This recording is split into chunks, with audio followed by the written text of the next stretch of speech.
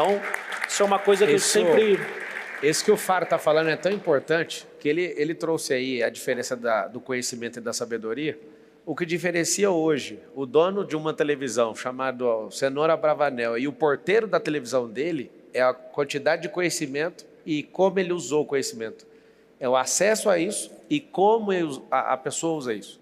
Tem muita gente que tem acesso a muito conhecimento, mas aplicou pouco, ou seja, baixo índice de sabedoria. E aí você está ouvindo a história do Faro? É mais uma pessoa normal. É interessante que quando a gente olha a vida de alguém muito próspera do lado de fora, você fala, que vida extraordinária. Pergunta para ele se a vida dele é extraordinária. Ele vai falar com toda humildade, é comum. É comum. Por quê? Porque virou a rotina, virou o hábito dele. Esse extraordinário é a sua distância do conhecimento e como usar esse conhecimento. Esse negócio faz toda a diferença. O cara que varria o chão da NASA e o Alan Shepard, que foi na espaçonave em direção ao espaço, à Lua, era a quantidade de informações que um pegou e o que ele fez com essa informação. Mas os dois trabalham na NASA. Consegue entender isso ou não? Por isso que aparentemente nós somos diferentes uns dos outros. É exatamente com que ele abriu esse programa. Para mim é um código muito pesado. O conhecimento é uma água de um rio ou de uma represa. A sabedoria é o que você faz com a água. Se você escoa essa água para uma plantação, é a sabedoria. Se você deixa ela retida e não usar, fique em paz. A nuvem vai puxar e vai carregar para outro lugar, mas ela não vai ficar parada. Lembra sempre disso. Conhecimento, eu compro, sabedoria eu experimento. Eu tenho que fazer de tudo para transformar isso. Me tocou muito. Porque você vai ver um cara polivalente, vocês vão ver aqui, que eu vou tirar os códigos dele. Aonde foi que você aprendeu empreendedorismo nesse rolê todo, estando tão ocupado como um apresentador, como esse cara que está em evidência há tantas décadas, né? Porque não faz sentido, hoje no Brasil, com tanta reciclagem de gente na televisão, um cara que está há tanto tempo na TV. Eu estava entrevistando o Celso Portiolli, 30 anos também na TV. E eu estava tentando decodificar por que você parece tão jovem. É a sua voz, cara. A sua voz. Sua aparência não é de um cara de 50, mas sua voz é de um cara de 30. Você presta atenção, o registro vocal dele é de alguém jovem, parece dublador e tudo. Aí você fala, o que tem a ver comigo? Trabalhe sua voz. Trabalhe sua voz. Ele não faz força para soltar essa voz. Eu estou aqui pegando os códigos do Você sabe que tem um estudo que diz que quando você vai falar em público, às vezes, o tom da sua voz e o seu corpo, às vezes, é mais importante até do que a mensagem que você está passando. Olha que loucura. Tem alguns estudos que diz isso. A firmeza com que você fala, às vezes, é mais importante até do que a sua mensagem. 37%. As palavras representam 7% da comunicação global. 37% é o tom de voz. O tônus vocal só perde para que é mais de 50%. Esse é a linguagem não verbal. Então, a linguagem não verbal lidera. A segunda é a linguagem, é o tom vocal, o tônus. Vocal. E, por último, as palavras. E, às vezes, você fica importando com as palavras, pensando, eu tenho que escolher as melhores palavras. Não precisa. O gesto manda mais do que as palavras. Tem gente que não sabe falar tão bem, mas é brilhante com tônus, né, com a tonalidade vocal, com o registro vocal, mas... Isso aqui, ó, o gesto. Me responde, aonde que no percurso do Rodrigo Faro ele encontrou o empreendedorismo? Essa cabeça que eu conheci, falei, poxa, até te falei na hora. A primeira pergunta que eu fiz para o Faro, quando ele começou a mostrar isso, falei, quem te ensinou isso? Onde você aprendeu isso? Conversa de startup, de investimento e tal. E aonde? Conta para nós. Bom, foi na raça. Imagina um Rodrigo Faro na Globo, com um salário bom, para a época, um salário regular, não era um salário de estrela, era um salário iniciante. E eu fazia novela e tal, e eu comecei a ver que durante o final de semana tinha aquelas propagandas, não sei se o pessoal de mais idade vai lembrar, que ficava de manhã, no sábado e no domingo, falando sobre TV Mapping, ficava falando sobre antena Sky, que ficava falando sobre cozinha, que ficava horas aqueles apresentadores meio shop tour vendendo produtos. Comecei a ver isso, eu falei, pô, isso é legal. Eu acho que eu consigo fazer isso. Fui lá correr atrás, peguei o telefone da agência de quem fazia, eu falei, Você não quer um ator da Globo aí para fazer seus reclames aí, ou se falar dos seus produtos e tal? O cara falou, pô, vamos fazer um teste aqui. Fui lá. O cara sentou comigo e falou, ó, o cachê aqui é tanto. Eu falei, não, mas cara, me dá uma chance que eu vou triplicar a sua venda. Me dá uma porcentagem do que você está ganhando. Ele falou, não, mas aí nunca ninguém fez isso. Eu falei, cara, me dá essa chance, confia em mim. Se você me der um microfone e eu for ali para frente, eu vou transformar a tua história, mas só me dá uma chance, eu só preciso de uma chance. Se não der certo, eu volto para o Rio amanhã, você imagina, eu de São Paulo, estava no Rio, com o meu Corsa, eu pegava o Expresso Brasileiro, 1001, Cometa, o ônibus, vinha 6 horas para cá, e o cara falou, tá bom, vou fazer um teste com você, vamos ver se dá certo. Falei, beleza, falei, putz, é agora. Cara, eu vou te dar, me deu uma participação e tal, enfim. Primeira vez que eu fui falar, no dia, porque lá era 0800, né? Você falava do produto e aí entrava o 0800 e o pessoal comprava. Cara, a gente bateu o recorde de venda.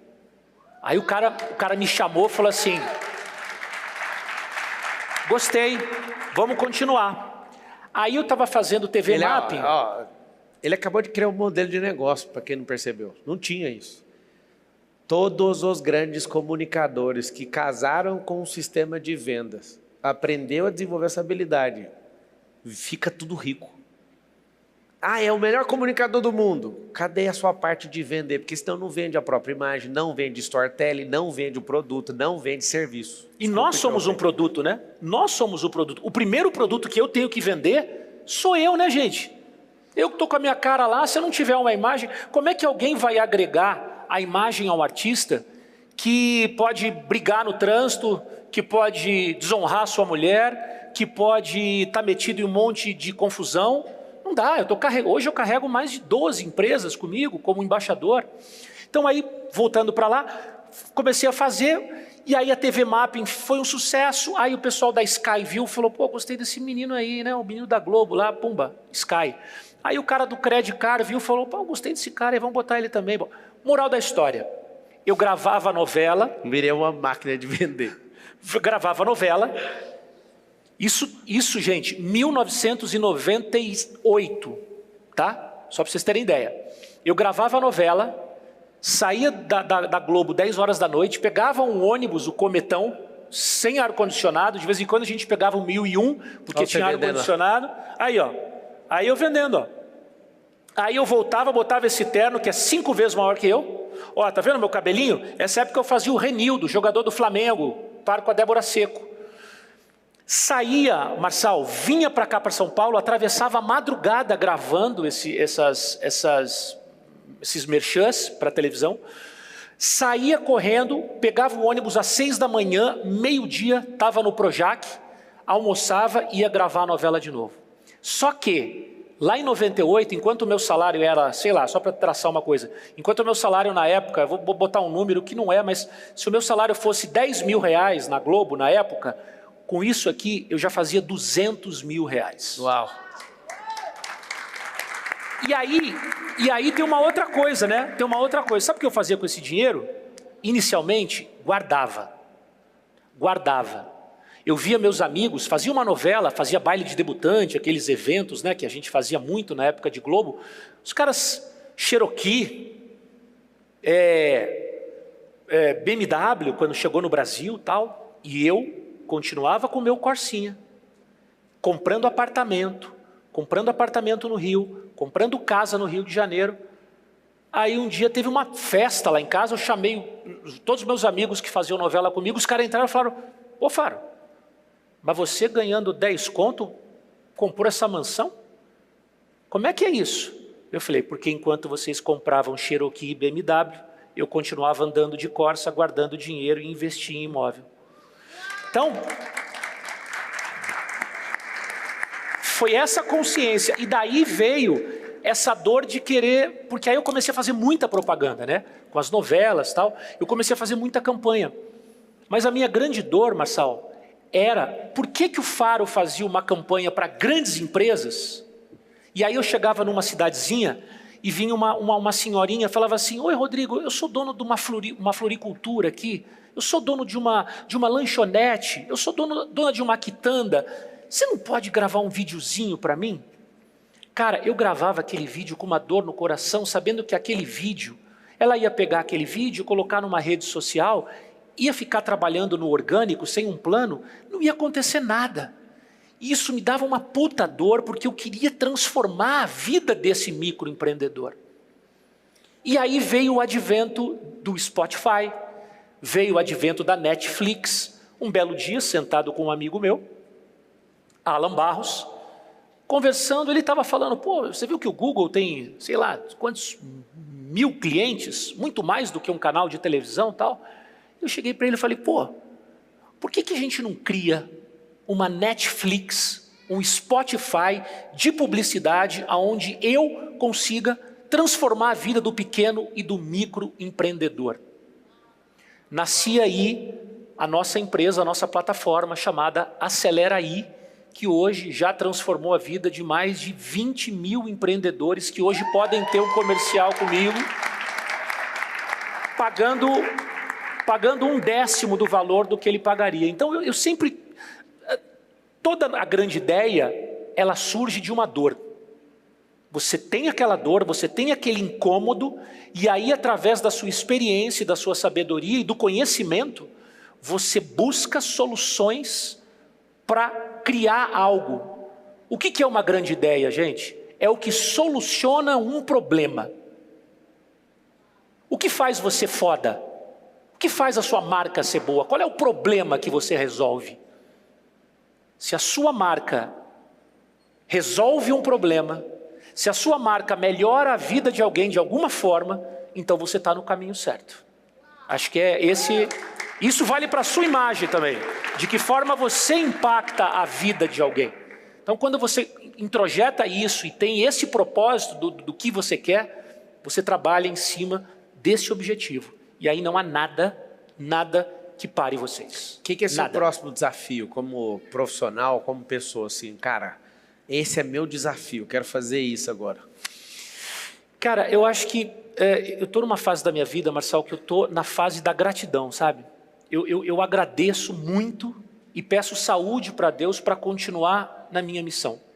Toda noite, quando eu vou orar, eu leio a Bíblia e eu falo assim, Deus, molda a minha vida do jeito que o Senhor quiser. Eu não fico pedindo, eu quero renovar o contrato com a Record, eu quero ir para o SBT, eu quero ir para a Globo, eu quero ter um canal de televisão. Eu falo, Deus, cumpra o propósito que o Senhor tem na minha vida. Entrega na mão dele. Agora, ele sabe que no dia seguinte eu vou acordar 8 horas da manhã, vou estar pronto, vou ter estudado o que eu tenho que gravar, vou estar fazendo bem, vou estar tratando bem todos que trabalham comigo, vou ter humildade, porque a humildade precede a honra. Se você quer ter alguma coisa na vida, seja humilde, aprenda a ouvir, aprenda que sem Deus a gente não é nada, a gente é pobre e nu se a gente não tiver Deus. Então o que eu peço muito, assim mesmo, Marçal, é saúde, agradeço e falo, Senhor, encaminhe a minha vida, a vida da minha família, encaminha para onde o Senhor acha que eu devo ir. E é assim que eu vou tomando as decisões da minha vida, foi assim que eu tomei a decisão de sair da Globo e ir para a Record. Quando quantos anos na Record? Eu estou na Record há 15 anos. 15 anos. E foi um momento mais difícil da minha vida, quando todo mundo falava, cara, você vai sair da Globo, bicho. Isso não vai dar certo. O que você vai fazer lá? Mas eu tinha no meu coração, eu tinha a certeza que eu estava preparado para ser um apresentador. Eu sabia que se me dessem um microfone, eu ia trabalhar todo dia para tentar ser, não o melhor apresentador do Brasil, mas o melhor que eu pudesse ser. Porque não adianta você querer ser o bom, o melhorzão. Você tem que ser o melhor dentro do que você é capaz. E geralmente você vai chegar entre os melhores. Geralmente você vai chegar entre os melhores. Então eu não sabia o que fazer, cara. A minha vida estava um trevo. E aí foi a primeira vez da minha vida que eu cheguei para Deus e falei, Deus, eu não vou tomar essa decisão. Quem vai tomar essa decisão por mim é o Senhor. Você já percebeu que geralmente as pessoas que são mais prósperas, elas são mais leves, elas elas não carregam uma ambição de vou continuar tocando terror. Não tem.